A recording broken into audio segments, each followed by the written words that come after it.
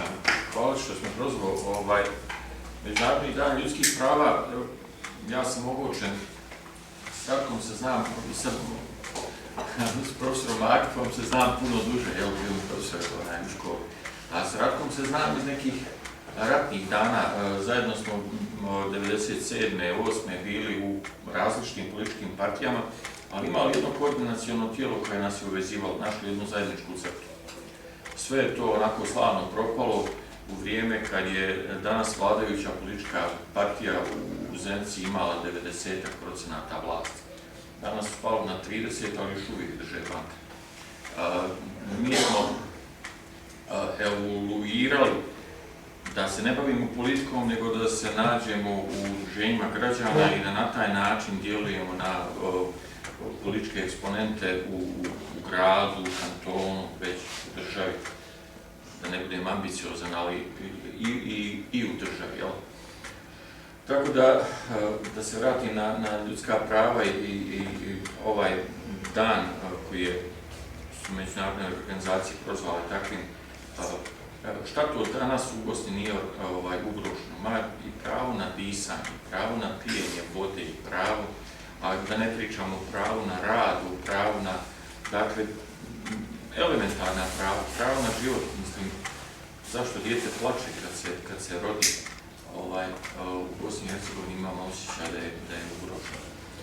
Drago mi je da je se okupila ovako jedna interesantna ekipa ljudi, profesor koji je po samom svom vokaciji ljubitelj prirode, do Hasana Krehe, inženjera koji jednostavno kaže nema to smisla.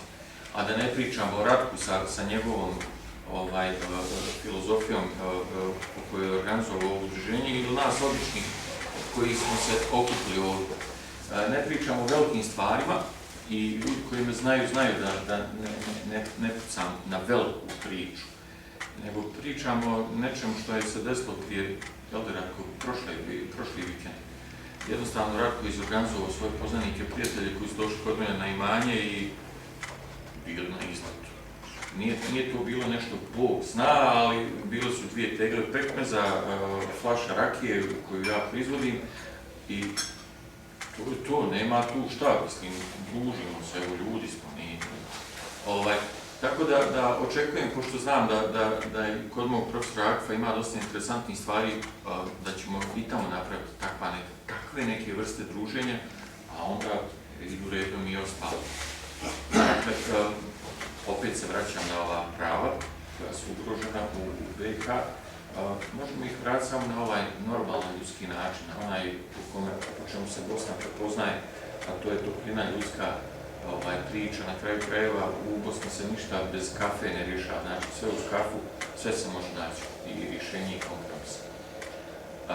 Još nešto sam htio, stalno se kolebam, hoću to reći ili neću, hoćemo to ostaviti za neki sastanak.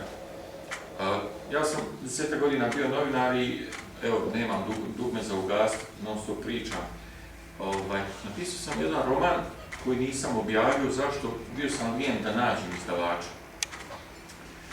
Ovo udruženje i ova priča koju smo čuli kroz statut mi je dala povoda da kažem, dakle, na sljedećem sastanku donijeću taj roman, dat ga udruženju, nek raspolaže sa njim, dakle, nek ga objavi, a sve što se zaradi, to je udruženje. Dakle, moj saldo je 0 u svemu tome. Dakle, evo, dajem svoj nekakav intelektualni rad, dajem udruženje, neću reći profitira, nego te novce pametno iskoristi. Toliko.